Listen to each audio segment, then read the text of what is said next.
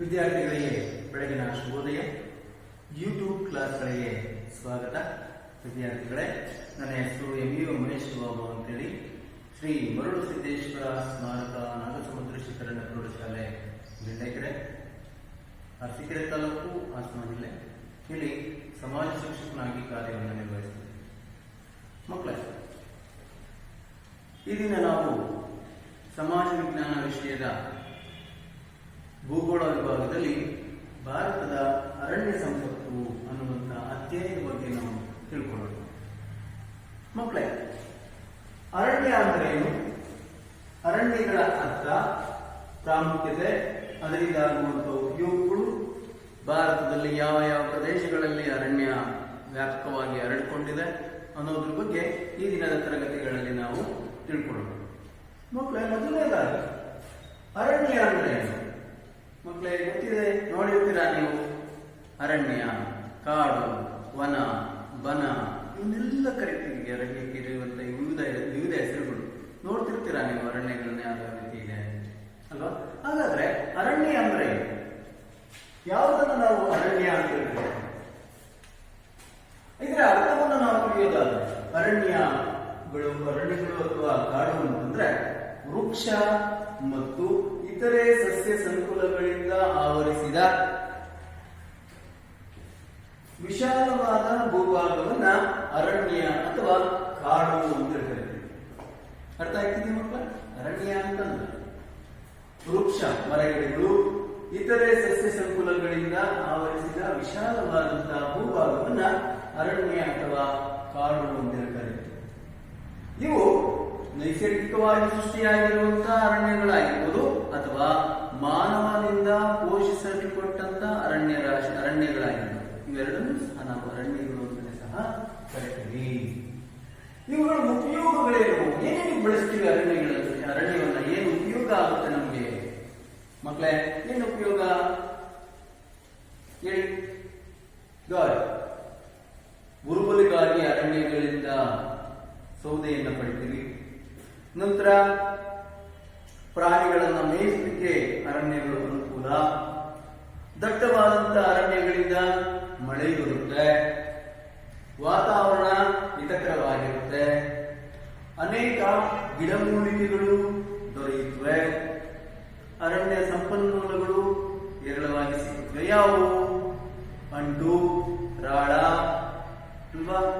ಜೇನು, ಔಷಧೀಯ ಗಿಡಮೂಲಿಕೆಗಳು ಹೋಗ್ತಾನೆ.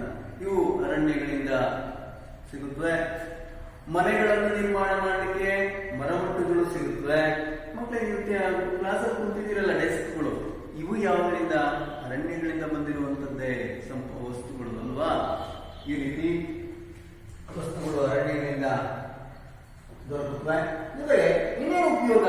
ಇಷ್ಟೇ ಅಲ್ಲ ನೋಡಿ, ವಾತಾವರಣವನ್ನ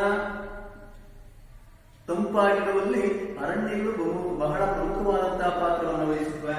ಜೊತೆಗೆ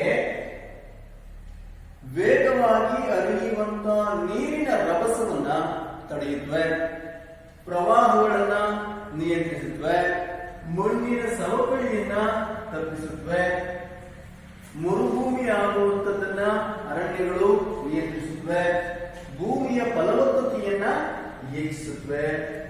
ಜೊತೆಗೆ ವಾಯುಗುಣ ಸಮತೋಲನವಾಗಿರುವಲ್ಲಿ ಅರಣ್ಯಗಳು ಪ್ರಮುಖವಾದಂತಹ ಪಾತ್ರವನ್ನ ವಹಿಸುತ್ತವೆ. ಅಷ್ಟೇ ಅಲ್ಲ, ಮತ್ತೆ ಅನೇಕ ವನ್ಯಜೀವಿಗಳ ಆಶ್ರಯ ತಾಣ ಈ ಅರಣ್ಯಗಳಾಗಿವೆ. ನೋಡಿ, ಎಷ್ಟೊಂದು ಉಪಯೋಗ ಇದೆ ಅರಣ್ಯಗಳಿಂದ ಅಲ್ವಾ ಮಕ್ಕಳೇ? ಹೋಗ್ತಾನೆ. ವನ್ಯಜೀವಿಗಳಿಗೆ ಆಶ್ರಯವನ್ನು ಕೊಡುತ್ತೆ ಈ ಒಂದು ಅರಣ್ಯ. ಕಾಡು ಪ್ರಾಣಿಗಳಿರ್ತವೆ, ಪಕ್ಷಿಗಳಿರ್ತವೆ, ಸರೀಸೃಪಗಳಿರುತ್ತವೆ ಅಲ್ವಾ? ಇವುಗಳೆಲ್ಲಕ್ಕೂ ಸಹ ಆಶ್ರಯವನ್ನ ಅರಣ್ಯಗಳು ಕೊಡುತ್ತವೆ. ನೋಡಿ, ಮಾನವನಿಗೆ ಉತ್ತಮವಾದಂತಹ ಉಸಿರಾಟಕ್ಕೆ ಬೇಕಾದಂತಹ ಆಮ್ಲಜನಕವನ್ನು ಸರಬರಾಜು ಮಾಡುತ್ತೆ, ಕಾಲಕ್ಕೆ ಸರಿಯಾಗಿ ಮಳೆಯನ್ನು ತರುತ್ತವೆ, ಉಷ್ಣಾಂಶದಲ್ಲಿ ಅಥವಾ ವಾಯುಗುಣದ ಏರುಪೇರನ್ನು ನಿವಾರಣೆ ಮಾಡುತ್ತೆ. ಈ ಅರಣ್ಯಗಳಲ್ಲಿ ಉದುರುವಂತಹ ಸಸ್ಯ ತ್ಯಾಜ್ಯ ವಸ್ತುಗಳು ಭೂಮಿಯ ಫಲವತ್ತತೆಯನ್ನು ಹೆಚ್ಚಿಸುತ್ತವೆ. ಹೋಗ್ತಾನೆ. ಇದೆಲ್ಲವೂ ಸಹ ಅರಣ್ಯಗಳಿಂದ ಆಗುವಂತಹ ಒಂದು ಉಪಯೋಗ. ಇವು ಮಾನವನ ಜೀವನ ಸರಿ. ನೆಕ್ಸ್ಟ್ ವಿಧಗಳು, ಅರಣ್ಯಗಳ ವಿಧಗಳು. ದೇಶದಲ್ಲೆಲ್ಲ ಒಂದೇ ರೀತಿಯಾದಂತಹ ಅರಣ್ಯಗಳನ್ನು ನಾವು ಕಾಣಲಿಕ್ಕೆ ಸಾಧ್ಯ ಇಲ್ಲ. ಒಂದೊಂದು ಪ್ರದೇಶದಲ್ಲಿ ಒಂದೊಂದು ರೀತಿಯಾದಂತಹ ಅರಣ್ಯಗಳನ್ನ ಕಾಣ್ತೀವಿ. ಈ ಅರಣ್ಯಗಳ ಬೆಳೆಯುವಿಕೆಯಲ್ಲಿ ಮಳೆ ತುಂಬಾ ಪ್ರಮುಖವಾದಂತಹ ಪಾತ್ರವನ್ನು ವಹಿಸುತ್ತದೆ. ಮಳೆ ಬೀಳುವ ಆಧಾರದ ಮೇಲೆ ಅರಣ್ಯಗಳು ಬೆಳೆಯುತ್ತವೆ. ಅದೇ ರೀತಿ ವರ್ಗೀಕರಣವನ್ನು ಸಹ ಮಾಡ್ತೀವಿ. ಈ ಅರಣ್ಯಗಳನ್ನ ನಿರ್ಧರಿಸುವಂತಹ ಅಂಶಗಳ್ಯಾವುವು? ಮುಖ್ಯವಾಗಿ ವಾಯುಗುಣ, ಮಣ್ಣು, ಮೇಲ್ಮೈ ಲಕ್ಷಣಗಳು, ಇವು ಈ ಒಂದು ಅರಣ್ಯಗಳನ್ನ ನಿರ್ಧರಿಸುತ್ತವೆ. ಅರಣ್ಯಗಳು ಬೆಳೆಯುವಂಥದನ್ನ ನಿರ್ಧರಿಸುತ್ತವೆ. ಜೊತೆಗೆ ಮೇಲ್ಮೈ ಲಕ್ಷಣದ ಮೇಲೆ, ದೇಶದ ಮೇಲ್ಮೈ ಲಕ್ಷಣದ ಮೇಲೂ ಸಹ ಅರಣ್ಯಗಳು ಪ್ರಭಾವವನ್ನು ಬೀರುತ್ತವೆ. ಮೊದಲೇ ಭಾರತದಲ್ಲಿ ಇರುವಂತಹ ಅರಣ್ಯಗಳನ್ನ 6 ವಿಧಗಳಾಗಿ ವಿಂಗಡಿಸ್ತೀವಿ. ಯಾವುವು ಮಕ್ಕಳೇ ಗೊತ್ತಿದೆಯಾ? ಒಂದು, ಉಷ್ಣವಲಯದ ನಿತ್ಯ ಹರಿದ್ವರ್ಣ ಕಾಡುಗಳು. ಎರಡನೇದು ಉಷ್ಣವಲಯದ ಎಲೆ ಉದುರುವ ಅರಣ್ಯಗಳು. ಮೂರನೇದಾಗಿ ಕುರುಚಲು ಸಸ್ಯ ಮತ್ತು ಹುಲ್ಲುಗಾವಲು. 4, ಮರುಭೂಮಿಯ ಸಸ್ಯವರ್ಗ. 5ನೇದು ಪರ್ವತ ಕಾಡುಗಳು. 6ನೇದು ಮ್ಯಾಂಗ್ರೋವ್ ಅರಣ್ಯಗಳು ಅಂತೇಳಿ 6 ವರ್ಗ ವಿಧಗಳನ್ನು ನಾವು ಕಾಣ್ತೀವಿ ಭಾರತದಲ್ಲಿ ಕಂಡುಬರುವಂತಹ ಅರಣ್ಯ ಸಂಪತ್ತನ್ನ. ಮೊದಲನೇದಾಗಿ ಉಷ್ಣವಲಯದ ನಿತ್ಯ ಹರಿದ್ವರ್ಣ ಕಾಡುಗಳು, ಇವುಗಳ ಬಗ್ಗೆ ತಿಳ್ಕೊಳ್ಳೋಣ. ವಿದ್ಯಾರ್ಥಿಗಳ, ಈ ಅರಣ್ಯಗಳು ಎಲ್ಲಿ ಕಂಡುಬರುತ್ತವೆ? ವಾರ್ಷಿಕವಾಗಿ 250 ಸೆಂಟಿಮೀಟರ್ಗಿಂತ ಹೆಚ್ಚು ಮಳೆ ಬೀಳುವಂತಹ ಪ್ರದೇಶಗಳು. ವರ್ಷವೆಲ್ಲ ಮಳೆ ಸುರಿದ್ರು ಆ ಪ್ರದೇಶದಲ್ಲಿ ಮಳೆಯ ಪ್ರಮಾಣ ಎಷ್ಟು ಅಂತಂದ್ರೆ 250 ಸೆಂಟಿಮೀಟರ್ಗಿಂತ ಹೆಚ್ಚು ಮಳೆ ಆಗುವಂತಹ ಈ ಭೂಪ್ರದೇಶಗಳಲ್ಲಿ ನಿತ್ಯ ಹರಿದ್ವರ್ಣ ಕಾಡುಗಳು ಕಂಡುಬರುತ್ತವೆ. ಎಲ್ಲಿ? ಪಶ್ಚಿಮ ಘಟ್ಟಗಳ ಪಶ್ಚಿಮ ಭಾಗಗಳು, ಭಾರತದ ಈಶಾನ್ಯ ರಾಜ್ಯಗಳಾದಂತಹ ಅಸ್ಸಾಂ, ನಾಗಾಲ್ಯಾಂಡ್, ಮೇಘಾಲಯ, ತ್ರಿಪುರಾ, ಮಣಿಪುರ ಬೆಟ್ಟಗಳ ಸರಣಿ, ನಂತರ ಅಂಡಮಾನ್ ಮತ್ತೆ ನಿಕೋಬಾರ್ ದ್ವೀಪಗಳ ಸಮೂಹಗಳಲ್ಲಿ ಈ ಒಂದು ನಿತ್ಯ ಹರಿದ್ವರ್ಣ ಕಾಡುಗಳು ಹಂಚಿಕೆಯಾಗಿವೆ. ಮಕ್ಕಳೇ, ಹರಿದ್ವರ್ಣ, ನಿತ್ಯ ಹರಿದ್ವರ್ಣ ವರ್ಷ ಪೂರ್ತಿ ಇವು ಸದಾ ಹಚ್ಚ ಹಸುರಿನಿಂದ ಕಂಗೊಳಿಸ್ತಾ ಇರ್ತವೆ. ಯಾವ ಋತುವಿನಲ್ಲೂ ಸಹ ತಮ್ಮ ಎಲೆಗಳನ್ನು ಉದುರಿಸೋದಿಲ್ಲ ಅಂತ ಇದೆಯಾ? ಸದಾ ಕಾಲ ವರ್ಷ ಪೂರ್ತಿ ಹಸುರಿನಿಂದ ಕಂಗೊಳಿಸುವಂತಹ ಕಾಡುಗಳೇ ನಿತ್ಯ ಹರಿದ್ವರ್ಣ ಕಾಡುಗಳು. ಎಲೆಗಳನ್ನ ಇವು ಉದುರಿಸೋದೇ ಇಲ್ಲ. ಆದ್ರಿಂದ ಇವುಗಳನ್ನ ನಿತ್ಯ ಸದಾಕಾಲ ಹರಿದ್ವರ್ಣ ಹಸಿರಿನಿಂದ ಕಂಗೊಳಿಸುವಂತಹ ಕಾಡುಗಳೇ ನಿತ್ಯ ಹರಿದ್ವರ್ಣ ಕಾಡುಗಳು ಅಂತ ಕರಿತೀವಿ. ಇವು ಸದಾಕಾಲ ಹಸಿರಿನಿಂದ ಕೂಡಿರುತ್ತವೆ. ಈ ಅರಣ್ಯಗಳಲ್ಲಿ ಬೆಳೆಯುವಂತಹ ಮರಗಳು ಯಾವ ರೀತಿಯಾದಂತಹ ಮರಗಳು ಬೆಳೆಯುತ್ತವೆ? ಇಲ್ಲಿ ತೇಗದ ಮರ, ಬೀಟೆ ಮರ, ಯಬೂನಿ, ಮಹಾಗನಿ, ಗುರ್ಜಾ, ಚಂಪ ಇತ್ಯಾದಿ ಮರಗಳು ಇದರಲ್ಲಿ ಬೆಳೆಯುತ್ತವೆ. ಅರ್ಥ ಆಯ್ತು ಮಕ್ಕಳೇ? ನೆಕ್ಸ್ಟ್, ಎರಡನೇದಾಗಿ ಉಷ್ಣವಲಯದ ಎಲೆ ಉದುರುವ ಕಾಡುಗಳು. ಉಷ್ಣವಲಯದ ಎಲೆ ಉದುರುವ ಕಾಡುಗಳು ಈ ಅರಣ್ಯಗಳನ್ನ ಪರ್ಣಪಾತಿ ಅರಣ್ಯ ಅನ್ನುವಂತ ಹೆಸರಿನಿಂದಲೂ ಸಹ ಕರೀತಾರೆ. ಪರ್ಣಪಾತಿ ಅರಣ್ಯಗಳು ಎನ್ನುವ ಹೆಸರಿನಿಂದಲೂ ಕರೀತಾರೆ. ಜೊತೆಗೆ ಮಾನ್ಸೂನ್ ಕಾಡುಗಳು ಅಂತಲೂ ಸಹ ಕರೀತಾರೆ. ಇದು ನಿತ್ಯ ಹರಿದ್ವರ್ಣ ಕಾಡುಗಳಿಗೆ ವಿರುದ್ಧ. ಅದು ಸದಾಕಾಲ ಹಸಿರಿನಿಂದ ಕೂಡಿರುತ್ತೆ. ಇದು ವರ್ಷದಲ್ಲಿ ವಸಂತ ಋತು ಮತ್ತೆ ಬೇಸಿಗೆಯಲ್ಲಿ ಮಳೆಗಳನ್ನ ಉದುರಿಸುತ್ತೆ. ಇವು ವಾರ್ಷಿಕವಾಗಿ 100 ರಿಂದ 200 ಸೆಂಟಿಮೀಟರ್ ಮಳೆ ಬೀಳುವಂತಹ ಭಾಗಗಳಲ್ಲಿ ಕಂಡುಬರುತ್ತವೆ. ಇವು ಪಶ್ಚಿಮ ಘಟ್ಟಗಳ ಪೂರ್ವ ಇಳಿಜಾರು ಭಾಗಗಳಲ್ಲಿ ಘಟ್ಟಗಳ ಪೂರ್ವದ ಇಳಿಜಾರು ಭಾಗಗಳಲ್ಲಿ ಮತ್ತೆ ಮಹಾರಾಷ್ಟ್ರ, ಕರ್ನಾಟಕ, ಕೇರಳ, ತಮಿಳುನಾಡು, ಚೋಟಾನಾಗಪುರ ಪ್ರಸ್ಥಭೂಮಿ, ಹಿಮಾಲಯದ ಪಾದಬೆಟ್ಟಗಳು ಇಲ್ಲಿ ಕಂಡುಬರುತ್ತೆ. ಜೊತೆಗೆ ಒಡಿಶಾ, ಪಶ್ಚಿಮ ಬಂಗಾಳದ ಕೆಲವು ಭಾಗಗಳು, ಪೂರಾ ಕೆಲವು ಭಾಗಗಳಲ್ಲಿ ಈ ಉಷ್ಣವಲಯದ ಎಲೆಗೊತ್ತಿರುವ ಕಾಡುಗಳು ಹಂಚಿಕೆಯಾಗಿರುವುದನ್ನು ನಾವು ಕಾಣಬಹುದು.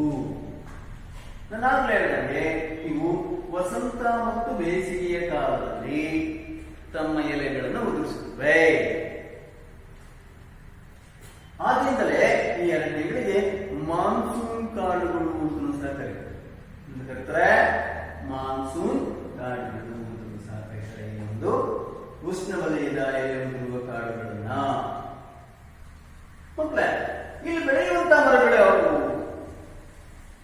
ಗೌರ್, ತೇಗ, ಸಲೆ, ಶ್ರೀಗಂಧ, ಕೆಂದಾಳೆ, ತಪಸಿ ಮರ, ಮತ್ತಿ, ದೊಡ್ಡಬಾಗ, ಮಾವು, ಬೇವು, ಹುಣಸೆ ಇವು ಈ ಒಂದು ಉಷ್ಣವಲಯದ ಎಲೆಗಳಿರುವ ಕಾಡುಗಳಲ್ಲಿ ಬೆಳೆಯುವಂತಹ ಮರಗಳು.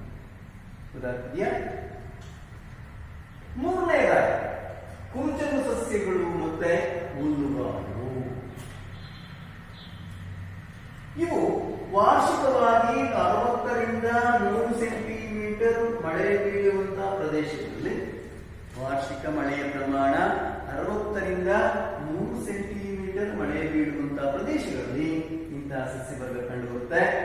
ಇಲ್ಲಿ ಕುರುಚಲು ಗಿಡ, ಮರ ಮತ್ತೆ ಕುಬ್ಜ, ತುಂಬಾ ಎತ್ತರಕ್ಕೆ ಬೆಳೆಯದಂತ ಕುಬ್ಜವಾದಂತ ಒರಟಾದ ಹುಲ್ಲು, ಮುಳ್ಳಿನ ಮರಗಿಡಗಳು ಈ ಭಾಗಗಳಲ್ಲಿ ಚದುರಿದಂತೆ ಬೆಳೆದಿರುತ್ತವೆ. ಯಾವ ಈ ಒಂದು ಕುರುಚಲು ಸಸ್ಯವರ್ಗ ಮತ್ತು ಹುಲ್ಲುಗಾವಲುಗಳು ಕಂಡುಬರುವಂತಹ ಪ್ರದೇಶ ಅನ್ನೋದಾದ್ರೆ ಕಚ್ ಮತ್ತೆ ಥಾರ್ ಮರುಭೂಮಿಯ ಅಂಚಿನ ಭಾಗಗಳಲ್ಲಿ ಕುರುಚಲು ಸಸ್ಯಗಳು ಕಂಡುಬರುತ್ತವೆ. ನಂತರ ಹುಲ್ಲುಗಾವಲುಗಳು ಪ್ರಮುಖವಾಗಿ ರಾಜಸ್ಥಾನದ ಪೂರ್ವ ಭಾಗ, ಪಂಜಾಬ್, ಪಶ್ಚಿಮ ಘಟ್ಟಗಳ ಕೆಲ ಭಾಗಗಳು ಮತ್ತು ಕಾರ್ಡಮಮ್ ಬೆಟ್ಟಗಳಲ್ಲಿ ಈ ಒಂದು ಹುಲ್ಲುಗಾವಲುಗಳು ಕಂಡುಬರುತ್ತವೆ.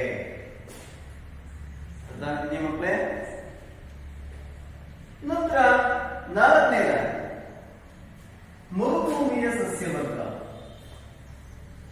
ಹೆಸರೇ ಸೂಚಿಸುತ್ತೆ, ಮರುಭೂಮಿಗಳಲ್ಲಿ ಬೆಳೆಯುವಂತಹ ಸಸ್ಯವರ್ಗವನ್ನ ಮರುಭೂಮಿ ಸಸ್ಯವರ್ಗ ಅಂತ ಕರಿತೀವಿ.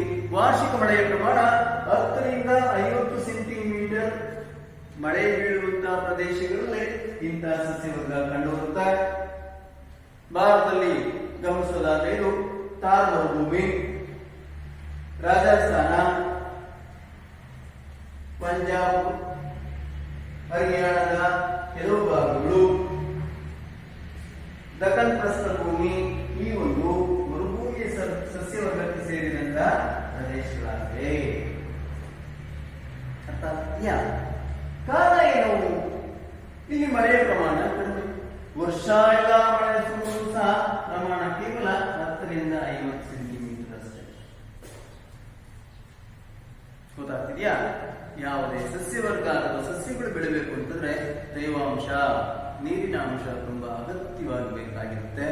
ಆದ್ದರಿಂದ ಇಲ್ಲಿ ಯಾವಾಗ ಮಳೆಯ ಪ್ರಮಾಣ ಕಡಿಮೆ ಇರುತ್ತೋ ಸಸ್ಯಗಳು ಬೆಳೆಯಲಿಕ್ಕೆ ಬೇಕಾದಂತಹ ತೇವಾಂಶ, ಪೋಷಕಾಂಶಗಳು ಈ ಮಣ್ಣಿನಲ್ಲಿ ಕಂಡುಬರುವುದಿಲ್ಲ.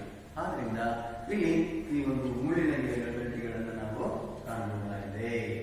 ಜೊತೆಗೆ ಅಲ್ಲಲ್ಲಿ ಚದುರಿದಂತೆ ಮುಳ್ಳಿನ ಗಿಡಗಂಟಿಗಳು ಬೆಳೆಯುತ್ತವೆ.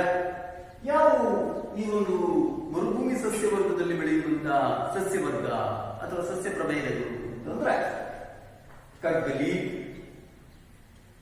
ಗೊಬ್ಬಳಿ, ಕಳ್ಳಿ ಗಿಡಗಳು, ಪಾಪಸ್ ಕಳ್ಳಿ, ಕತ್ತಾಳೆ, ಇವಕ್ಕೆ ಎಷ್ಟು ದಿನ ನೀರಿಲ್ಲ ಅಂತ ಬೆಳೀತವೆ.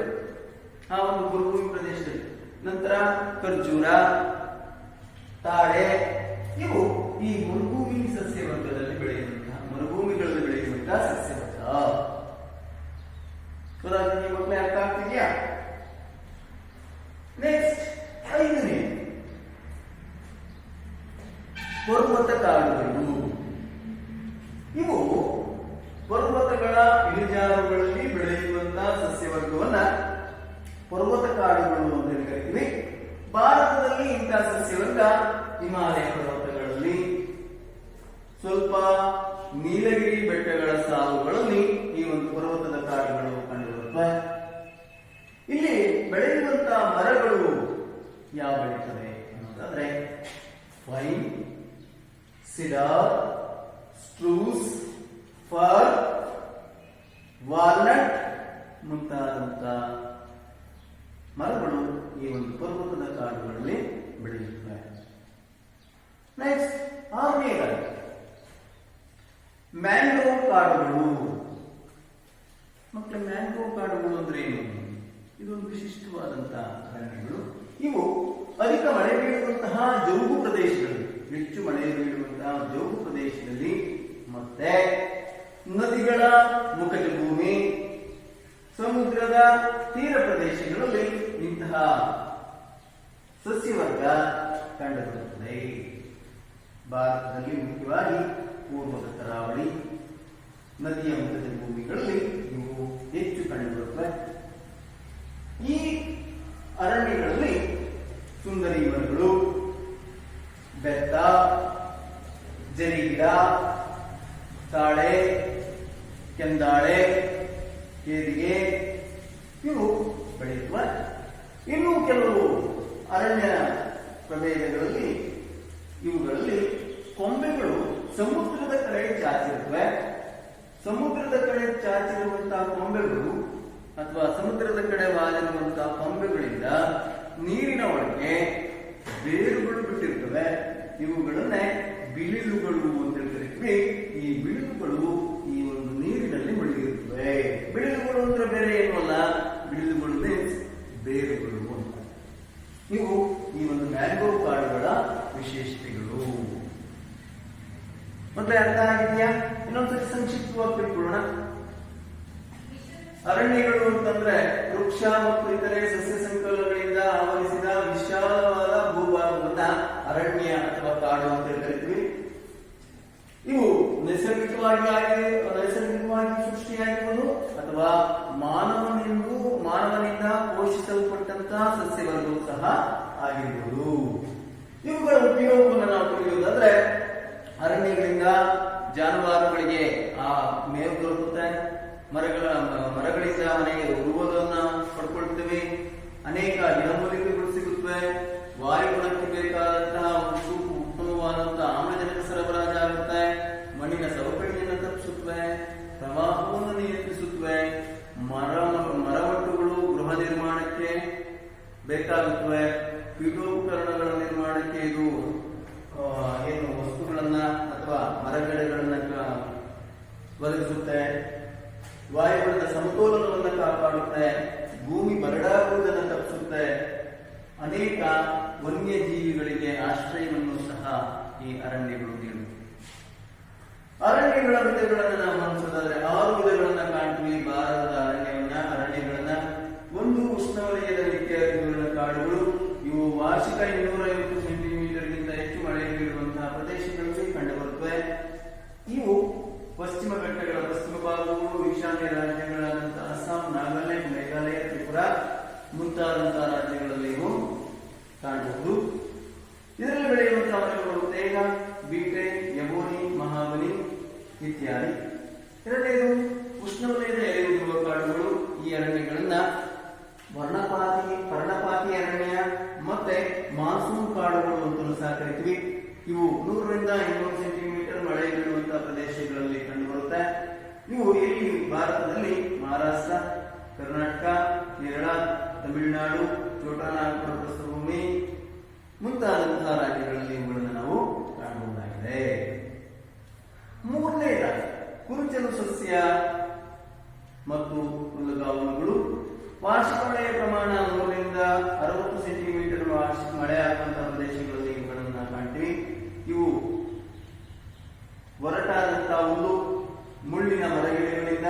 ಕುರುಚಲು ಗಿಡಗಳಿಂದ ಕೂಡಿರುವಂತಹ ಒಂದು ಸಸ್ಯವರ್ಗ. ಭಾರತದಲ್ಲಿ ಕಚ್ ಮತ್ತು ಥಾರ್ ಮರುಭೂಮಿಯ ಅಂಚಿನ ಭಾಗಗಳಲ್ಲಿ ಇಂತಹ ಸಸ್ಯವರ್ಗವನ್ನು ನಾವು ಕಾಣ್ತೀವಿ. ಜೊತೆಗೆ ಪಂಜಾಬ್ ಪಶ್ಚಿಮ ಘಟ್ಟಗಳ ಕೆಳಭಾಗಗಳು ಮತ್ತು ಕಾಡುಮರು ಬೆಟ್ಟಗಳಲ್ಲಿ ಈ ರೀತಿಯಾದಂತಹ ಒಂದು ಸಸ್ಯವರ್ಗವನ್ನು ನಾವು ಕಾಣಬಹುದಾಗಿದೆ. ನಾಲ್ಕನೇದಾಗಿ ಮರುಭೂಮಿ ಸಸ್ಯವರ್ಗ. ವಾರ್ಷಿಕ ಮಳೆಯ ಪ್ರಮಾಣ 10 ರಿಂದ 50 ಸೆಂಟಿಮೀಟರ್ ಮಳೆ ಬೀಳುವಂತಹ ಪ್ರದೇಶಗಳಲ್ಲಿ ಇದು ಕಂಡುಬರುತ್ತದೆ. ಮಳೆಯ ಕೊರತೆಯಿಂದಾಗಿ ಅಲ್ಲಲ್ಲಿ ಚದುರಿದಂತೆ ಮರಗಳು ಮುಳ್ಳಿನ ಬೆಳೆಗಂಟಿಗಳನ್ನು ಬೆಳೆಯುತ್ತಿರ್ತವೆ. ಈ ಪ್ರಮುಖವಾದಂತಹ ಸಸ್ಯವರ್ಗ ಅಂತಂದ್ರೆ ಕಗ್ಗಲಿ, ಗೊಬ್ಬಳಿ, ಕಳ್ಳಿ, ಖರ್ಜೂರ ಮತ್ತೆ ತಾಳೆ ಜಾತಿಗೆ ಸೇರಿದಂತಹ ಮರಗಳನ್ನು ನಾವು ಇಲ್ಲಿ ಕಾಣಬಹುದಾಗಿದೆ. 5ನೇದಾಗಿ ಪರ್ವತ ಕಾಡುಗಳು. ಪರ್ವತಗಳ ಇಳಿಜಾರುಗಳಲ್ಲಿ ಬೆಳೆಯುವಂತಹ ಸಸ್ಯವರ್ಗ, ಇದನ್ನೇ ನಾವು ಪರ್ವತ ಕಾಡುಗಳು ಅಂತ ಹೇಳ್ತೀವಿ. ಹಿಮಾಲಯ ಪರ್ವತಗಳು, ನೀಲಗಿರಿ ಬೆಟ್ಟಗಳ ಕೆಳಭಾಗಗಳಲ್ಲಿ ಇಂತಹ ಒಂದು ಅರಣ್ಯಗಳನ್ನು ನಾವು ಕಾಣಬಹುದು. ಇಲ್ಲಿ ಬೆಳೆಯುವಂತಹ ಮರಗಿಡಗಳು ಅಂತಂದ್ರೆ pine, cedar, spruce, fir, walnut ಇಲ್ಲಿ ಬೆಳೆಯುವಂತಹ ಮರಗಳು. 6ನೇದಾಗಿ ಮ್ಯಾಂಗ್ರೋವ್ ಕಾಡುಗಳು ಅಥವಾ ಒಬ್ಬರ ಮಿಡಿತಗಳಿಂದ ಆದಂತಹ ಕಾಡುಗಳು ತಿಳಿಸಾಕರಿದ್ವಿ. ಇಲ್ಲಿ ಅಧಿಕ ಮಳೆ ಬೀಳುವಂತಹ ಜೌಗು ಪ್ರದೇಶಗಳು, ನದಿಯ ಮುಖಜ ಭೂಮಿ, ಸಮುದ್ರದ ತೀರ ಪ್ರದೇಶಗಳಲ್ಲಿ ಇದು ಕಂಡುಬರುತ್ತೆ. ಭಾರತದ ಪೂರ್ವ ಕರಾವಳಿಯ ನದಿಗಳ ಮುಖಜ ಭೂಮಿಯಲ್ಲಿ ಇಂತಹ ಒಂದು ಮ್ಯಾಂಗ್ರೋವ್ ಅರಣ್ಯಗಳನ್ನು ನಾವು ಹೆಚ್ಚು ಕಾಣ್ತೀವಿ. ಈ ಅರಣ್ಯಗಳಲ್ಲಿ ಬೆಳೆಯುವಂತಹ ಮರಗಳು ಸುಂದರಿ ಮರ, ಬೆತ್ತ, ಜರಿಗಿಡ, ತಾಳೆ, ಎಂದಾಳೆ, ನೇದಿಗೆ ಮುಂತಾದಂತಹ ಮರಗಳು ಬೆಳೆಯುತ್ತವೆ. ಸಮುದ್ರದ ಕಡೆ ವಾಯುವಂತಹ ಕೊಂಬೆಗಳಲ್ಲಿ ನೀರಿಗೆ ಇಳೆಬಿಟ್ಟೆ ಅಂದ ರೀತಿಯಲ್ಲಿರುವಂತಹ ಬಿಳಿಲುಗಳ ವೈಶಿಷ್ಟ್ಯತೆ. ಬಿಳಿಲುಗಳು ಅಂತಂದ್ರೆ ಬೇರುಗಳು ಅಂತೇಳಿ ಅರ್ಥೈಸಬಹುದು. ಅರ್ಥ ಆಗಿದೆಯಾ ಮಕ್ಕಳೇ? ಓಕೆ.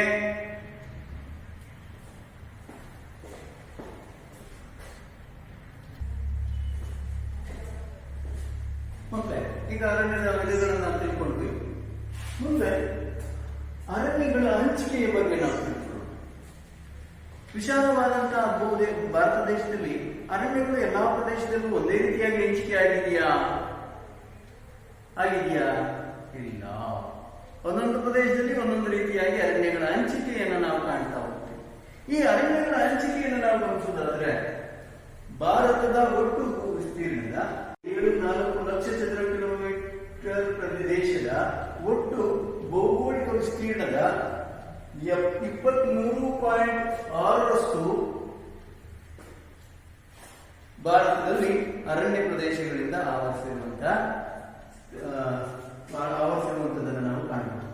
ಇದು 1952 ರಾಷ್ಟ್ರೀಯ ಅರಣ್ಯ ನೀತಿ ನಿರ್ಣಯದ ಮಿತಿಗಿಂತ 33.3% ಕಡಿಮೆ, 33.3% ಕಡಿಮೆ ಇರುವುದನ್ನು ನಾವು ಕಾಣಬಹುದು. ಪ್ರಪಂಚದ ಸರಾಸರಿ 29.5% ಕಡಿಮೆಯನ್ನು ನಾವು ಕಾಣ್ತೀವಿ. ಯಾವುದು? ಅರಣ್ಯಗಳು ಹೊಂದಿರುವಂತಹ ಪ್ರದೇಶಗಳಲ್ಲಿ. ಭಾರತದಲ್ಲಿ ಎಲ್ಲಾ ಪ್ರದೇಶಗಳಿಗೂ ಸಹ ಸಮಾನವಾಗಿ ಅರಣ್ಯಗಳು ಹಂಚಿಕೆ ಆಗಿಲ್ಲ. ಕೆಲವೊಂದು ರಾಜ್ಯಗಳಲ್ಲಿ ವಿಶಾಲವಾದಂತಹ ಅರಣ್ಯ ಪ್ರದೇಶಗಳಿದ್ರೆ, ಕೆಲವು ರಾಜ್ಯಗಳಲ್ಲಿ ಅರಣ್ಯಗಳ ಪ್ರಮಾಣ ತುಂಬಾ ಕಡಿಮೆ ಇದೆ. ಅದಕ್ಕೆ ನಾವು ಹೋಲಿಕೆ ಮಾಡುವಂತಹ ಸಂದರ್ಭದಲ್ಲಿ ಭಾರತದ ಒಟ್ಟು ಅರಣ್ಯ ಪ್ರದೇಶದಲ್ಲಿರುವಂತಹ ಭಾಗದಲ್ಲಿ 60% ಅರಣ್ಯಗಳು ಹಿಮಾಲಯ ಮತ್ತು ಪರ್ಯಾಯ ಪ್ರಸ್ಥಭೂಮಿಗಳ ಬೆಟ್ಟಗಳಲ್ಲಿ ನಾವು ಕಾಣಬಹುದಾಗಿದೆ. 60%. ಉಳಿದಂತಹ 20% ಅರಣ್ಯಗಳನ್ನ ಉತ್ತರದ ಮೈದಾನಗಳಲ್ಲಿ ಕಂಡುಬರುತ್ತೆ ಮತ್ತು ಮಧ್ಯಪ್ರದೇಶ ಉತ್ತರದ ಮೈದಾನಗಳಲ್ಲಿ ಕಂಡುಬರುತ್ತೆ. ಮಧ್ಯಪ್ರದೇಶ ಭಾರತದಲ್ಲೇ ಅತಿ ಹೆಚ್ಚು ವಿಶಾಲವಾದಂತಹ ಅರಣ್ಯವನ್ನು ಹೊಂದಿರುವಂತಹ ರಾಜ್ಯ ಆಗಿದೆ. ಹೆಚ್ಚು ಅರಣ್ಯಗಳಿರುವಂತಹ ರಾಜ್ಯ ಮಧ್ಯಪ್ರದೇಶ. ಅದಕ್ಕೆ ತದ್ವಿರುದ್ಧವಾಗಿ ಕಡಿಮೆ ಅರಣ್ಯವನ್ನು ಹೊಂದಿರುವಂತಹ ಭಾರತದ ರಾಜ್ಯ ಅಂತಂದ್ರೆ ಗೋವಾ. ಓಕೆ, ಪ್ರಶ್ನೆ ಕೇಳ್ಬೋದು, ಭಾರತದಲ್ಲಿ ಹೆಚ್ಚು ಅರಣ್ಯವನ್ನು ಹೊಂದಿರುವಂತಹ ರಾಜ್ಯ ಯಾವುದು? ಗೋವಾ. ಮಧ್ಯ ಪ್ರದೇಶ. ಇಲ್ಲಿ ವಿಶಾಲವಾದಂತಹ ಅರಣ್ಯ ಪ್ರದೇಶವನ್ನು ನಾವು ಕಾಣ್ತೀವಿ. ಕಡಿಮೆ ಗೋವಾ. ಸರಿ ಮಕ್ಕಳ, ಅರಣ್ಯಗಳಿಂದ ಉಪಯೋಗಗಳು ತಿಳ್ಕೊಂಡ್ವಿ, ಪ್ರಾಮುಖ್ಯತೆ ತಿಳ್ಕೊಂಡ್ವಿ, ಅರ್ಥ ತಿಳ್ಕೊಂಡ್ವಿ.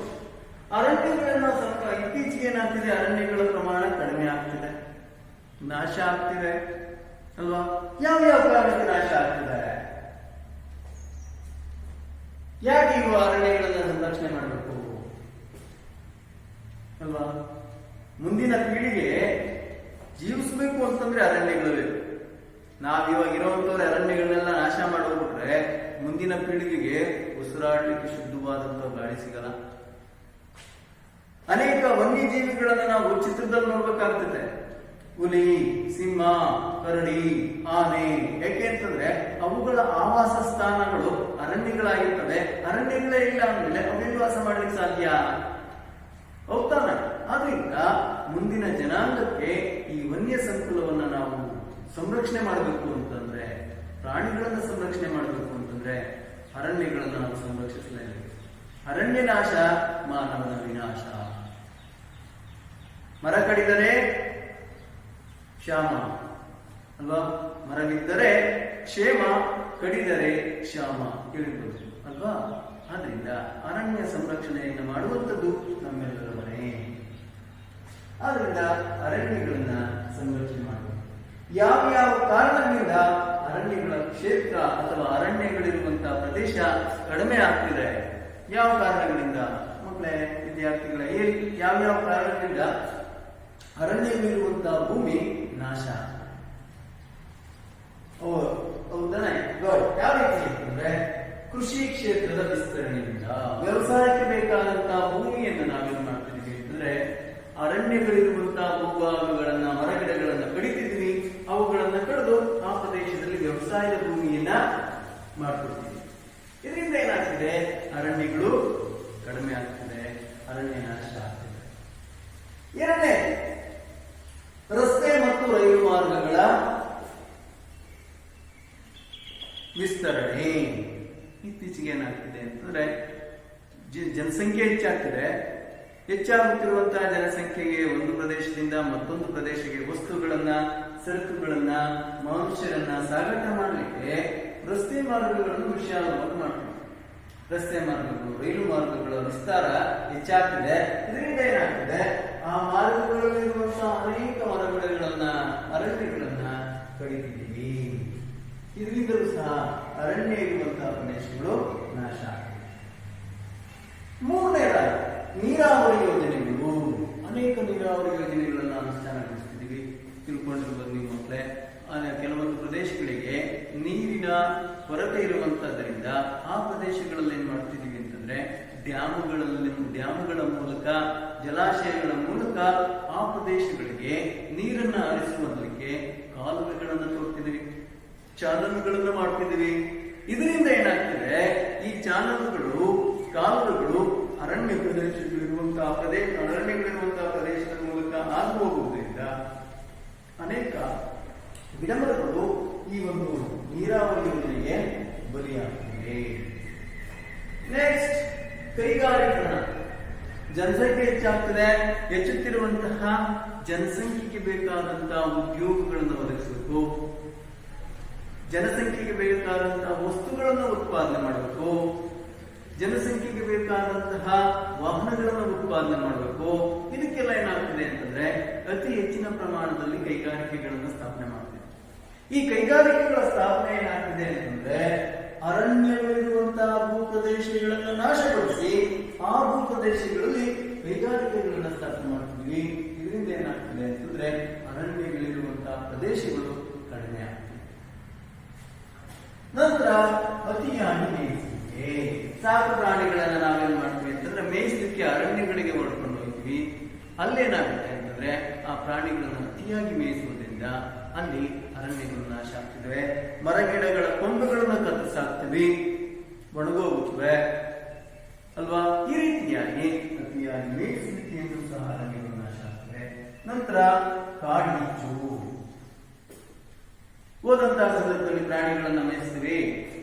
ದಟ್ಟವಾದಂತಹ ಅರಣ್ಯಗಳಲ್ಲಿ ಒಂದಕ್ಕೊಂದು ಮರಗಳು ಏನಾಗುತ್ತೆ, ಕೊಂಬೆಗಳು ಘರ್ಷಣೆ ಹೊಂದಿ ಆ ಘರ್ಷಣೆಯಿಂದ ಬೆಂಕಿ ಉತ್ಪತ್ತಿಯಾದಂತಹ ಒಂದು ಬೆಂಕಿಯ ಕಿಡಿ ಭೂಮಿ ಮೇಲೆ ಬೀಳುತ್ತೆ. ಆ ಭೂಮಿಯ ಕೆಳಭಾಗದಲ್ಲಿ ತರಗೆಲೆಗಳು ಇರುವುದರಿಂದ ಅಲ್ಲಿ ಎತ್ಕೊಬರ್ತದೆ. ಬೆಂಕಿ ಎತ್ಕೊಂಡು ಅರಣ್ಯ ಪ್ರದೇಶವಲ್ಲೂ ಸಹ ಸಂಪೂರ್ಣ ಭಸ್ಮ ಆಗುವಂತಹ ಸನ್ನಿವೇಶಗಳನ್ನು ನಾವು ಕಾಣ್ತೀವಿ. ಈ ನಿಟ್ಟಿನಲ್ಲಿ ಅರಣ್ಯಗಳು ನಾಶ ಅಂದ್ರೆ ನಂತರ ಪ್ರಾಣಿಗಳನ್ನ ನಾವು ಬೇಯಿಸಲಿಕ್ಕೆ ಹೊಡೆದುಕೊಂಡು ಹೋದಂತಹ ಸಂದರ್ಭದಲ್ಲಿ ಒಣಗಿರುವಂತಹ ಹುಲ್ಲಿಗೆ ಏನ್ ಮಾಡ್ತೀವಿ, ಬೆಂಕಿ ಹಚ್ಚಿ. ಕಾರಣ ಏನು, ಇದು ಸುಟ್ಟೋದ್ಮೇಲೆ ಹೊಸ ಹುಲ್ಲು ಸಿಗುತ್ತೆ ಅಂತ. ಆದ್ರೆ ತಪ್ಪು ಕಲ್ಪನೆ. ಬೆಂಕಿ ಯಾವಾಗ ಹಚ್ಚುತ್ತೋ ಆ ಹುಲ್ಲಿನ ಜೊತೆಗೆ ಆ ಹುಲ್ಲಿನ ಬೇರೂ ಸಹ ಸುಟ್ಟು ಹೋಗುತ್ತೆ. ಹೊಸ ಹುಲ್ಲು ಬೆಳೆಯದಲ್ಲಿ ಬಂಜರವಾಗುತ್ತೆ. ಪ್ರಾಣಿಗಳಿಗೆ ಮೇಲಿಗೆ ಹುಲ್ಲು ಸಿಗಲ್ಲ. ಅದನ್ನೇ ನಂಬಿಕೊಂಡಂತ ಅನೇಕ ವನ್ಯಜೀವಿಗಳು ಆಹಾರವಿಲ್ಲದೆ ಸಾವನ್ನಪ್ಪುತ್ತವೆ. ಅನೇಕ ಜೀವಿಗಳು ಆ ಒಂದು ಹುಲ್ಲಿನಲ್ಲಿ ಮನೆ ಕಟ್ಟಿಕೊಂಡಿರ್ತವೆ. ಪಕ್ಷಿಗಳು, ಸರೀಸೃಪಗಳು ಆಶ್ರಯವನ್ನು ಪಡೆದಿರ್ತವೆ. ಬೆಂಕಿಯ ಕೆನ್ನಾಲಿಗೆಗೆ ಆ ಪ್ರಾಣಿ, ಸರೀಸೃಪ, ಪಕ್ಷಿಗಳೆಲ್ಲವೂ ಸಹ ಸುಟ್ಟು ಭಸ್ಮ ಆಗುತ್ತೆ. ಜೀವ ಸಂಕುಲವೇ ನಾಶ ಆಗುತ್ತೆ ಅಲ್ವಾ? ಆದ್ರಿಂದ ಆ ಕಾಡಿನ ಬೆಂಕಿ ನಾವು ತಪ್ಪಿಸಬೇಕು, ತಡೆಯಬೇಕು. ಈ ರೀತಿಯಾಗಿ ಇದೇ ರೀತಿ ನಾಶ ಆಗ್ತಾ ಹೋಗಿದ್ದೆ ಆದ್ರೆ ಮುಂದಿನ ಪೀಳಿಗೆಗೆ ನಾವು ಏನನ್ನೂ ಉಳಿಸುವುದಿಲ್ಲ. ಎಲ್ಲರೂ ಸಹ ಕಲುಷಿತಗೊಂಡಂತಹ ವಾತಾವರಣ, ಮರಗಿಡಗಳು, ಅರಣ್ಯಗಳಿಲ್ಲದಂತಹ ಬಂಜರು ಭೂಮಿ, ಪ್ರಾಣಿಗಳನ್ನ ಚಿತ್ರದಲ್ಲಿ ನೋಡುವಂಥದ್ದು ಅಥವಾ ಜೂಗಳಲ್ಲಿ ನೋಡುವಂತಹ ಒಂದು ಸನ್ನಿವೇಶವನ್ನು ನಾವು ಸೃಷ್ಟಿ ಮಾಡಬೇಕಾಗುತ್ತೆ. ಆದ್ರಿಂದ ಈ ಮುಂದಿನ ಯುವ ಪೀಳಿಗೆಯನ್ನ ನಾವು ಸಂರಕ್ಷಣೆ ಮಾಡಬೇಕು ಅಂತಂದ್ರೆ ಅವರಿಗೆ ನಾವೇನ್ ಮಾಡಬೇಕು, ಅರಣ್ಯಗಳನ್ನು ಸಂರಕ್ಷಣೆ ಮಾಡಬೇಕು. ಯುವ ಪೀಳಿಗೆಗೆ ಅರಣ್ಯವನ್ನು ಸಂರಕ್ಷಿಸುವಂತ ಕೆಲಸವನ್ನ ನಾವು ಮಾಡಬೇಕು. ಅದಕ್ಕೋಸ್ಕರ ಏನ್ ಮಾಡಿದೆ, ಸರ್ಕಾರ ಅರಣ್ಯ ಸಂರಕ್ಷಣಾ ಕ್ರಮಗಳನ್ನು ಕೈಗೊಂಡಿದೆ. ಅರಣ್ಯ ನಾಶ, ಮಿತಿಮೀರಿದಂತಹ ಅರಣ್ಯ ಸಂಪತ್ತಿನ ಸಮಗ್ರ ನಿಯಂತ್ರಣ ಹಾಗೂ ಅರಣ್ಯ ನಿರ್ವಹಣೆಯ ಪ್ರಕ್ರಿಯೆಗಳಿಗೆ ಅರಣ್ಯ ಸಂರಕ್ಷಣೆ ಎಂದಿದೆ. ಅರಣ್ಯ ನಾಶ ಯಾವ್ಯಾವ ಕಾರಣಗಳಿಂದ ನಾಶ ಆಗುತ್ತೆ ಅದನ್ನು ತಪ್ಪಿಸಿ ಮಿತಿ ಮೀರಿದ ಅರಣ್ಯ ಸಂಪತ್ತಿನ ಸಮಗ್ರ ನಿಯಂತ್ರಣ ಹಾಗೂ ಅರಣ್ಯ ನಿರ್ವಹಣೆಯ ಪ್ರಕ್ರಿಯೆಗಳಿಗೆ ಅರಣ್ಯ ಸಂರಕ್ಷಣೆ ಎಂದಿದೆ. ಸರಿ, ಯಾವ ಕ್ರಮಗಳನ್ನು ಕೈಗೊಂಡಾಗ ಮಾತ್ರ ನಾವು ಅರಣ್ಯಗಳನ್ನು ಸಂರಕ್ಷಿಸಲಿಕ್ಕೆ ಸಾಧ್ಯ? ಅರಣ್ಯ ಸಂರಕ್ಷಣಾ ನಿಯಮಗಳನ್ನು ನಾವು ನೋಡೋದಾದ್ರೆ ಮೊದಲೇ ಅರಣ್ಯಗಳ ನಾಶ ನಿಯಂತ್ರಣ. ಮರಗಿಡಗಳನ್ನ ಅನಗತ್ಯವಾಗಿ ಕಡಿಯುವುದನ್ನ ತಪ್ಪಿಸಬೇಕು. ಮರಗಳನ್ನ ಕಡಿಲೇಬೇಕು ಅಂತಂದ್ರೆ ಅದಕ್ಕೆ ಪರ್ಯಾಯ ಮಾರ್ಗವನ್ನ ಹುಡುಕಬೇಕಾಗುತ್ತೆ. ಇದರಿಂದ ಅರಣ್ಯ ನಾಶ ನಿಯಂತ್ರಿಸಬಹುದು. ಮಿತಿ ಮೀರಿ ಮೇಯಿಸುವುದನ್ನ ತಡೆಗಟ್ಟುವಂಥದ್ದು, ಪ್ರಾಣಿಗಳನ್ನ ಅರಣ್ಯಗಳಿಗೆ ಕರ್ಕೊಂಡೋಗಿ ಮೇಯಿಸುವಂಥದ್ದನ್ನ ತಪ್ಪಿಸಬೇಕು. ಅರಣ್ಯಗಳಲ್ಲಿ ಇರುವಂತಹ ಹುಲ್ಲು ಅರಣ್ಯ ಪ್ರಾಣಿಗಳಿಗೆ ಮೀಸಲು ಅನ್ನುವಂತ ರೀತಿಯಲ್ಲಿ ಪ್ರಾಣಿಗಳನ್ನ ಅರಣ್ಯಗಳಲ್ಲಿ ಮೇಯಿಸುವುದನ್ನ ತಪ್ಪಿಸಬೇಕು. ಮೂರನೇ, ಕಾಡ್ಗಿಚ್ಚು, ಕಾಡಿನಲ್ಲಿ ಹತ್ತಿಕೊಳ್ಳುವಂತಹ ಬೆಂಕಿಯನ್ನ ನಿಯಂತ್ರಿಸಬೇಕು. ದಟ್ಟವಾದಂತಹ ಅರಣ್ಯಗಳಲ್ಲಿ ಕೊಂಬೆಗಳು ಒಂದಕ್ಕೊಂದು ಉಜ್ಜುವುದರಿಂದ, ಘರ್ಷಣೆಯಾಗುವುದರಿಂದ ಕಾಡ್ಗಿಚ್ಚು ಸಂಭವಿಸುತ್ತೆ. ಅಂತಹ ಮರದ ಕೊಂಬೆಗಳನ್ನ ಆಗಾಗ್ಗೆ ಅವುಗಳನ್ನ ಬೇರ್ಪಡಿಸಿರಬೇಕು. ಇದರಿಂದ ಅರಣ್ಯ ನಾಶ ಪ್ರಕ್ರಿಯೆಯನ್ನು ತಪ್ಪಿಸಬಹುದು. ಐದನೇದಾಗಿ ಕೀಟ ಮತ್ತು ರೋಗಗಳ ನಿಯಂತ್ರಣ. ಅರಣ್ಯಗಳಲ್ಲಿ ಕೀಟಗಳು ಮತ್ತೆ ರೋಗಗಳು ಅಲ್ಲಿ ಬೀಳದಂತೆ, ಉದಾಹರಣೆಗೆ ಮಿಡತೆ ಅದು ಒಂದು ಕೀಟ. ಅದೇನಾಗುತ್ತೆ, ಈ ಅರಣ್ಯವನ್ನು ಭಸ್ಮ ಮಾಡುವಂತಹ ಒಂದು ಶಕ್ತಿಯನ್ನ ಹೊಂದಿದೆ. ಅಂತಹ ಕೀಟಗಳನ್ನ ನಿಯಂತ್ರಣ ಮಾಡುವುದರಿಂದ ಅರಣ್ಯಗಳನ್ನ ಸಂರಕ್ಷಿಸಿದಂತಾಗುತ್ತೆ. ಆರನೇದಾಗಿ ಮರಗಳ ಕಳ್ಳ ಸಾಗಾಣಿಕೆಯನ್ನ ನಿಯಂತ್ರಿಸಬೇಕು. ಕದ್ದು ಮರಗಳನ್ನ ಕಡಿಕೊಂಡು ಹೋಗುವಂಥದ್ದು, ಸಂಜೆ ಹೊತ್ತು, ರಾತ್ರಿ ಹೊತ್ತು ಮರಗಳನ್ನು ಏನ್ ಮಾಡ್ತಾರೆ ಅಂತಂದ್ರೆ ಅರಣ್ಯಗಳಲ್ಲಿ ತಮಗೆ ಬೇಕಾದಂತಹ ಮರಗಳನ್ನ ಕಳ್ಳತನದಿಂದ ಕಳೆದುಕೊಂಡು ಹೋಗ್ತಾರೆ. ಇದರಿಂದ ಅರಣ್ಯ ನಾಶ ಆಗುತ್ತೆ. ಈ ಮರಗಳ ಕಳ್ಳ ಸಾಗಾಣಿಕೆಯನ್ನ ನಿಯಂತ್ರಣ ಮಾಡಬೇಕು, ತಡೆಗಟ್ಟಬೇಕು. ಎರಡನೇದಾಗಿ ವೈಜ್ಞಾನಿಕವಾಗಿ ಮರಗಳನ್ನು ಕಡಿಯುವುದು. ಮರಗಳನ್ನು ಕಡಿಲೇಬೇಕು ಅಂತಂದ್ರೆ ಆ ಪ್ರದೇಶದಲ್ಲಿ ಮತ್ತು 1 ಅಥವಾ 2 ಗಿಡಗಳನ್ನು ಬೆಳೆಸಿ ಆ ಎತ್ತರಕ್ಕೆ ಈ ಮರಗಳನ್ನ ಕಡಿಬೇಕು. ಈ ರೀತಿಯಾಗಿ ವೈಜ್ಞಾನಿಕ ಮರಗಳನ್ನು ಕಡಿಯುವುದನ್ನ ಬೆಳೆಸಬೇಕು. 8ನೇ ಅರಣ್ಯ ನಾಶ ನಿಯಂತ್ರಣ ಕಾಯ್ದೆಯನ್ನ ಪರಿಣಾಮಕಾರಿಯಾಗಿ ಜಾರಿಗೆ ತರಬೇಕು. ಈ ಸರ್ಕಾರದ ಮೀಸಲು ಅರಣ್ಯ ಕ್ಷೇತ್ರಗಳು, ಸಾಮಾಜಿಕ ಅರಣ್ಯ ಕ್ಷೇತ್ರಗಳು ಏನಿವೆ ಆ ಪ್ರದೇಶಗಳಲ್ಲಿ ಯಾವೊಬ್ಬ ವ್ಯಕ್ತಿಯೂ ಸಹ ಅಲ್ಲಿನ ಮರಗಳನ್ನು ಕಡಿಯುವುದಾಗ್ಲಿ, ಆ ಪ್ರದೇಶಗಳಲ್ಲಿ ಪ್ರಾಣಿಗಳನ್ನ ಮೇಯಿಸುವುದಾಗ್ಲಿ ಇವುಗಳನ್ನ ನಿಷೇಧಿಸಬೇಕು. ಅಂತವರಿಗೆ ಕಠಿಣವಾದಂತಹ ಶಿಕ್ಷೆಗಳನ್ನು ಕೊಡುವುದರ ಮೂಲಕ ಅರಣ್ಯ ಸಂರಕ್ಷಣೆಯ ಬಗ್ಗೆ ಸಾರ್ವಜನಿಕರಲ್ಲಿ ಜಾಗೃತಿಯನ್ನು ಮೂಡಿಸಬೇಕು. ಇಂತಹ ಕ್ರಮಗಳನ್ನು ಕೈಗೊಂಡಿದ್ದೇ ಆದರೆ ಅರಣ್ಯಗಳನ್ನ ನಿಯಂತ್ರಿಸಲಿಕ್ಕೆ ಅರಣ್ಯಗಳ ನಾಶವನ್ನ ನಿಯಂತ್ರಿಸಲಿಕ್ಕೆ ಸಾಧ್ಯ ಆಗುತ್ತೆ. ನಂತರ ಅರಣ್ಯಗಳನ್ನು ಬೆಳೆಸಲಿಕ್ಕೆ ಪ್ರೋತ್ಸಾಹವನ್ನು ನೀಡುವುದು. ಜೂನ್ ತಿಂಗಳಲ್ಲಿ ಏನ್ ಮಾಡ್ತಾರೆ, ಸಾಮಾಜಿಕ ಅರಣ್ಯ ಇಲಾಖೆಯವರು ರೈತರಿಗೆ ಉಚಿತವಾಗಿ ಏನ್ ಮಾಡ್ತಾರೆ, ಗಿಡ ಮರಗಳನ್ನು ಕೊಡ್ತಾರೆ.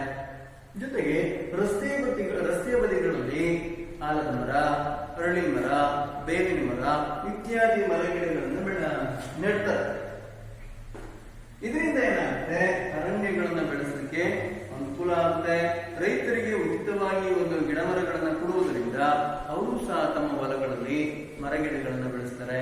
ಇದರಿಂದ ಅರಣ್ಯ ಸಂರಕ್ಷಣೆಯೂ ಆಗುತ್ತೆ, ಅರಣ್ಯಗಳು ಬೆಳೆಸಲಿಕ್ಕೂ ಸಹ ಆಗುತ್ತೆ. 10ನೇದಾಗಿ ಅರಣ್ಯಗಳ ಪ್ರಾಮುಖ್ಯತೆಯ ಬಗ್ಗೆ ಸಾರ್ವಜನಿಕರಲ್ಲಿ ಅರಿವನ್ನು ಮೂಡಿಸುವುದು. ಅರಣ್ಯಗಳ ನಾಶವನ್ನು ಮಾಡುವುದರಿಂದ ಏನು ಅನಾನುಕೂಲಗಳಾಗುತ್ತೆ, ಅರಣ್ಯಗಳಿರೋದ್ರೆ ಏನು ಉಪಯೋಗ ಆಗುತ್ತೆ ಅನ್ನುವುದರ ಬಗ್ಗೆ ಸಾರ್ವಜನಿಕರಲ್ಲಿ ಅರಿವನ್ನು ಮೂಡಿಸುವುದರ ಮೂಲಕ ಅರಣ್ಯಗಳನ್ನು ಸಂರಕ್ಷಿಸಬಹುದು. ಅರಣ್ಯಗಳಿದ್ರೆ ಮನೆಗೆ ಬೇಕಾದಂತಹ ಹುಲ್ಲು ಸಿಗುತ್ತೆ, ಅರಣ್ಯ ಉತ್ಪನ್ನಗಳಾದಂತಹ ಜೇನು, ಅಂಟು, ರಾಳ ಇವು ದೊರಕುತ್ತವೆ. ನಂತರ ಮರದ ದಿಮ್ಮಿಗಳು ದೊರಕುತ್ತವೆ, ಮನೆಗಳನ್ನು ಕಟ್ಕೊಳ್ಳೋದಕ್ಕೆ ಗಿಡಮೂಲಿಕೆಗಳು ದೊರಕುತ್ತವೆ. ಉಸಿರಾಟಕ್ಕೆ ಬೇಕಾದಂತಹ ಶುದ್ಧವಾದಂತಹ ಆಮ್ಲಜನಕ ದೊರೆಯುತ್ತೆ ಅಲ್ವಾ. ವಾತಾವರಣ ಉತ್ತಮವಾಗುತ್ತೆ, ಕಾಲಕ್ಕೆ ಸರಿಯಾಗಿ ಮಳೆ ಬರುತ್ತೆ, ಮಣ್ಣು ಫಲವತ್ತಾಗುತ್ತೆ, ಮಣ್ಣಿನ ಸವಕಳಿಯನ್ನು ತಪ್ಪಿಸಬಹುದು, ಪ್ರವಾಹವನ್ನು ನಿಯಂತ್ರಿಸಬಹುದು. ಈ ರೀತಿಯಾದಂತಹ ಅನೇಕ ವಿಚಾರಧಾರೆಗಳನ್ನು ಸಾರ್ವಜನಿಕರಿಗೆ ತಿಳಿಸಿಕೊಟ್ಟಾಗ ಅರಣ್ಯ ಸಂರಕ್ಷಣೆಯ ಬಗ್ಗೆ ಅವ್ರಿಗೂ ಸಹ ಅರಿವು ಮೂಡುತ್ತೆ. ಅವರು ಸಹ ಅರಣ್ಯ ಸಂರಕ್ಷಣೆಯಲ್ಲಿ ಕೆಲಸದಲ್ಲಿ ತಮ್ಮನ್ನು ತೊಡಗಿಸಿಕೊಳ್ತಾರೆ. ಈ ರೀತಿಯಾಗಿ ಅರಣ್ಯ ಸಂರಕ್ಷಣಾ ಕ್ರಮಗಳನ್ನು ನಾವು ಮಾಡಬಹುದು. ನೆಕ್ಸ್ಟ್, ವನ್ಯಜೀವಿ ಧಾಮ. ವನಗಳಲ್ಲಿ ವಾಸ ಮಾಡುವಂತ ಜೀವಿಗಳನ್ನ ವನ್ಯಜೀವಿಗಳು ಅಂತ ಕರಿತೀವಿ. ಈ ವನ್ಯಜೀವಿಗಳಿಗೆ ರಕ್ಷಣೆ ನೀಡುವಂತಹ ಅರಣ್ಯ ಸಮೂಹವೇ, ಅರಣ್ಯಧಾಮವೇ ವನ್ಯಜೀವಿ ಧಾಮ. ಗೊತ್ತಾಗ್ತಿದ್ಯಾ? ವನಗಳಲ್ಲಿ ಜೀವಿಸುವ ಪ್ರಾಣಿಗಳನ್ನ ವನ್ಯಜೀವಿಗಳು ಅಂತ ಕರಿತೀವಿ.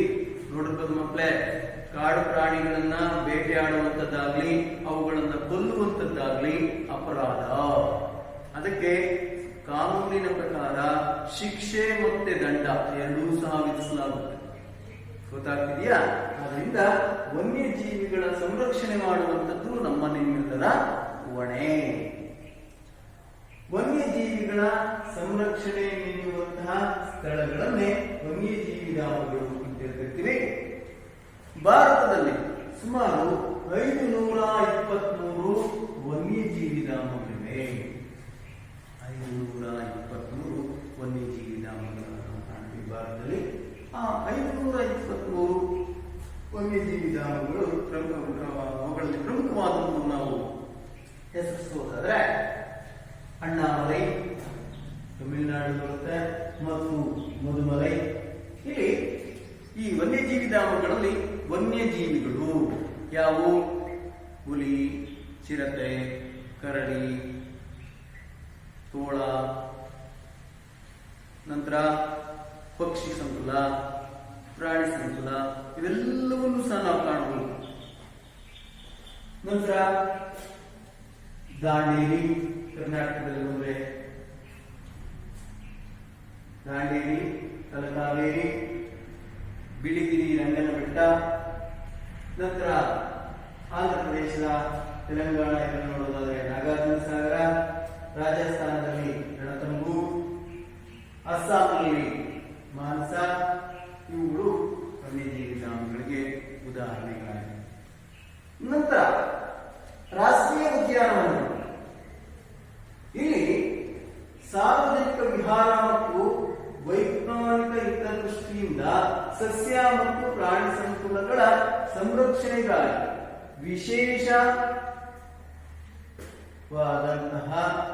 ವಿಶೇಷವಾಗಿ ರಕ್ಷಣೆ ನೀಡುವ ವಿಶಾಲವಾದಂತಹ ಪ್ರದೇಶವನ್ನೇ ರಾಷ್ಟ್ರೀಯ ಉದ್ಯಾನವನಗಳು ಅಂತ ಹೇಳ್ತಾರೆ. ಮಕ್ಕಳೇ, ಸಾರ್ವಜನಿಕ ವಿಹಾರ ಮತ್ತು ವೈಜ್ಞಾನಿಕ ಹಿತದೃಷ್ಟಿಯಿಂದ ಸಸ್ಯ ಮತ್ತು ಪ್ರಾಣಿ ಸಂಕುಲಗಳ ಸಂರಕ್ಷಣೆಗಾಗಿ ವಿಶೇಷವಾದ ರಕ್ಷಣೆ ನೀಡುವ ವಿಶಾಲವಾದಂತ ಪ್ರದೇಶವನ್ನ ರಾಷ್ಟ್ರೀಯ ಉದ್ಯಾನವನ ಅಂತ ಹೇಳ್ತಾರೆ. ಭಾರತದಲ್ಲಿ ಇಂತಹ ಉದ್ಯಾನವನಗಳ ಸಂಖ್ಯೆ 99. ಒಂದು ಕಡಿಮೆ 100. ಎಲ್ಲಿ ಕಂಡು ಬರ್ತೇವು ಅಂದ್ರೆ ಕಾಜಿರಂಗ ರಾಷ್ಟ್ರೀಯ ಉದ್ಯಾನವನ ಅಸ್ಸಾಂನಲ್ಲಿದೆ. ನಂತರ ಸುಂದರಬನ ಪಶ್ಚಿಮ ಬಂಗಾಳದಲ್ಲಿದೆ. ಕಾರ್ಬೆಟ್ ರಾಷ್ಟ್ರೀಯ ಉದ್ಯಾನವನ ಉತ್ತರಾಖಂಡ್ನಲ್ಲಿದೆ. ಗಿರ್ ರಾಷ್ಟ್ರೀಯ ಉದ್ಯಾನವನ ಗುಜರಾತ್ನಲ್ಲಿದೆ.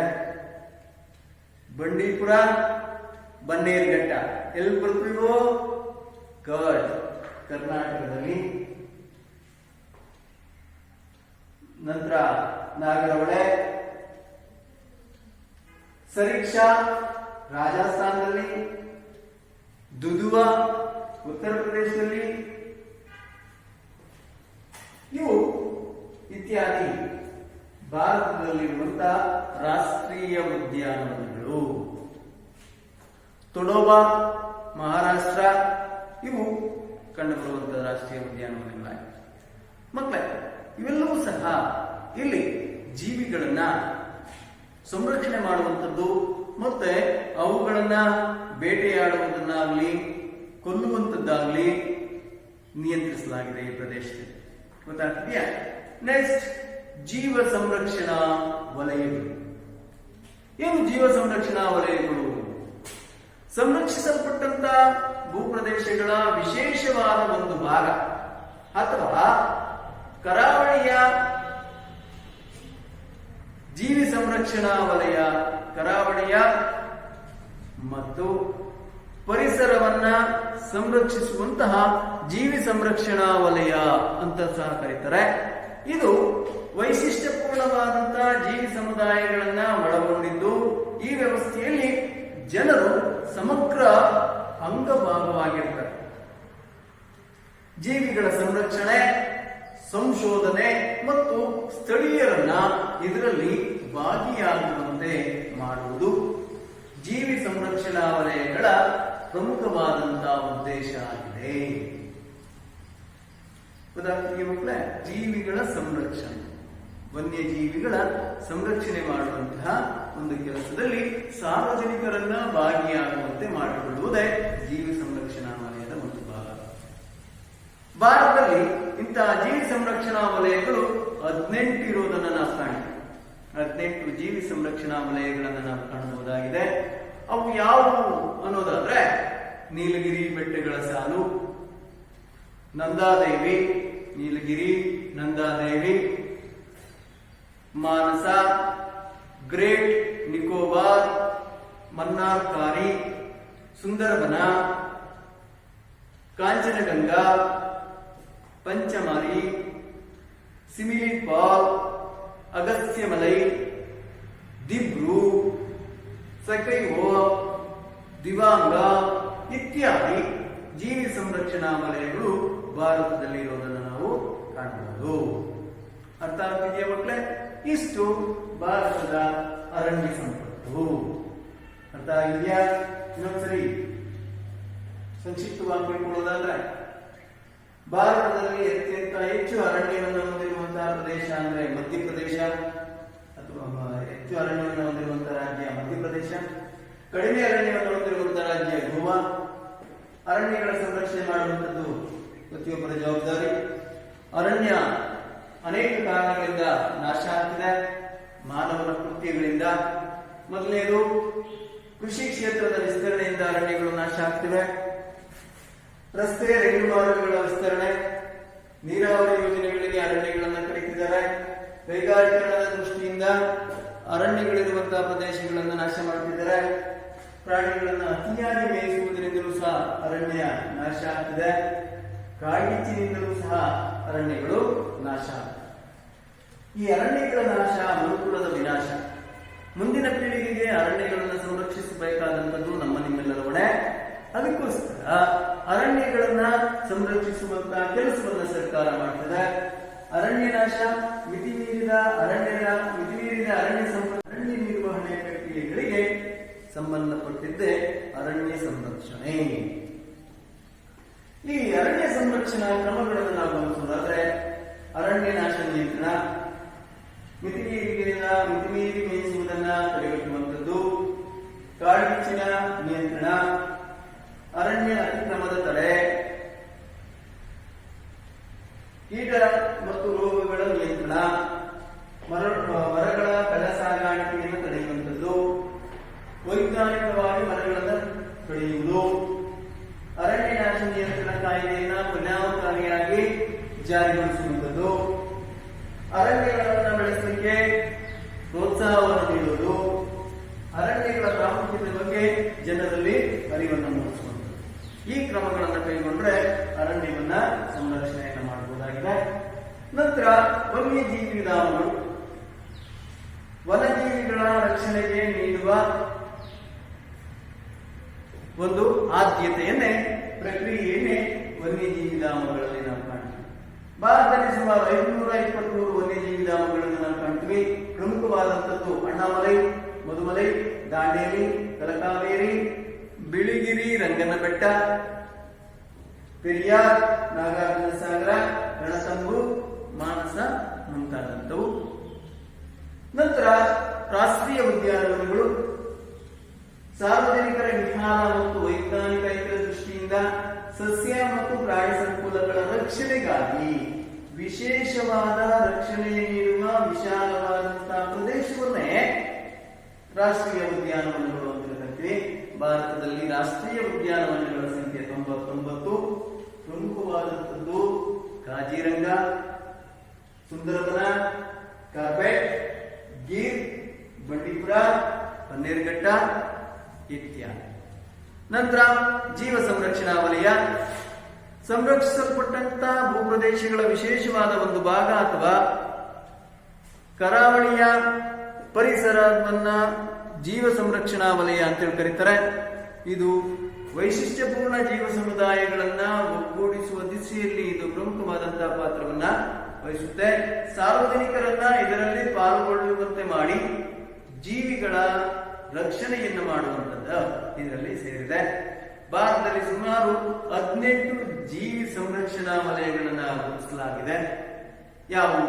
ಉದಾಹರಣೆಗೆ ನಂದಾದೇವಿ, ಕಾಂಚನಗಂಗಾ, ಪಂಚಮರಿ ಇತ್ಯಾದಿ. ಅರ್ಥ ಆಗ್ತಿದೆಯಾ ಮಕ್ಕಳೇ? ಇಷ್ಟು ಭಾರತದ ಅರಣ್ಯ ಸಂಪತ್ತು. ಧನ್ಯವಾದ.